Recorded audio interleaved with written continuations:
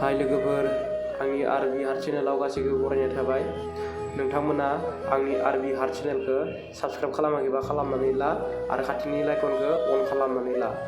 मानो होनोब्ला मोजां मोजां शायरि नुनो मोनगोन आरो नोंथांमोननि अननाय आरो हेफाजाब थायोब्ला मोजां मोजां शायरि लाबनो नाजागोन आङो।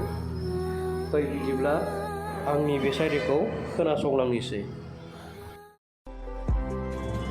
बावगारनो साननायबालाय आंलाय माथो खालामबावनो, नाथाय आं नोंखौ बावगारनानै थानो हानाय नङा। दा नों जायजों गोसो होलायदों बेजोंनो था। माब्लाबा सानसे नागारलायनो जाफ्लांबायबाबो आं नोंखौ बजबना लागोन, थेवबो आं नोंखौ दुखु होनो हानाय नङा। आं साना दि आंनि दुखुखौ नोंखौ लोगो हमनानै फोरमायनो।